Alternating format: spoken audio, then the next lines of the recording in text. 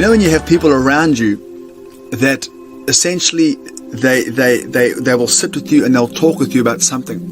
And sometimes it doesn't feel good to have that conversation because it makes you feel like something's missing in your life or something needs to be changed in your life. And very often we will reject those situations and reject those people because we don't like the way it makes us feel. But you know that, friends, we can't live lives on feelings. As believers, we want to live our lives by faith. And we know that Jesus is always out to transform us, to become better and become more like Him. God will put people in our lives that will rub us up essentially the wrong way. Generally, He is trying to change us to become more like Him. Amen?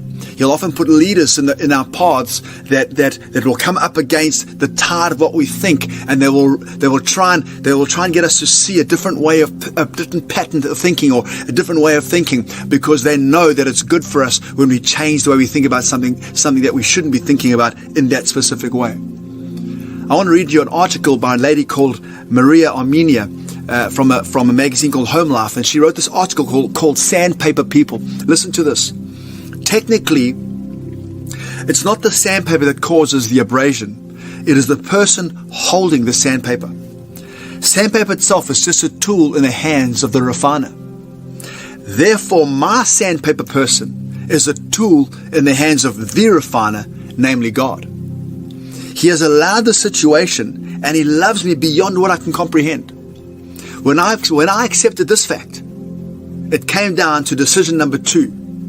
Am I going to allow the constant rub of my sandpaper person to cause me to scream and run away? Or let God use the situation and that person, and sometimes those discussions, to polish me into the shining image of Jesus? Am I going to allow that to happen?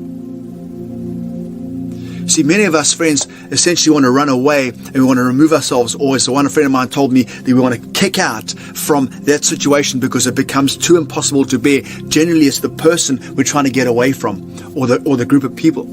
I want to encourage you, friends, let's not do that. Let's grab hold of a sandpaper person, someone who we know is going to speak truth to our life and not give us a little kiss on the cheek and tell us how great we are.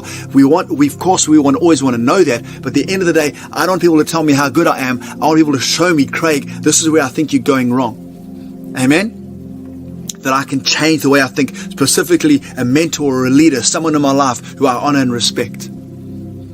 They might become a sandpaper person to me, but that's okay. I need sandpaper people in my life.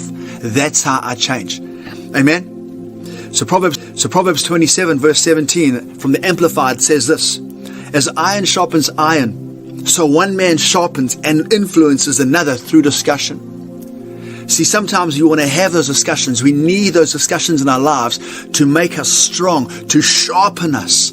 We don't want to remove ourselves from those discussions. We want to stay in those discussions so that we can be sharpened and sharpened. You know, when you take a blade of an iron and then you take a sponge and you rub it like that, what does a blade feel? Well, pretty much nothing. It's really just a sponge on a blade. It causes nothing on that blade, absolutely nothing. But I can tell you now, that blade will remain blunt. But when you take a piece of metal, a file or another piece of metal, and you take a knife and you go,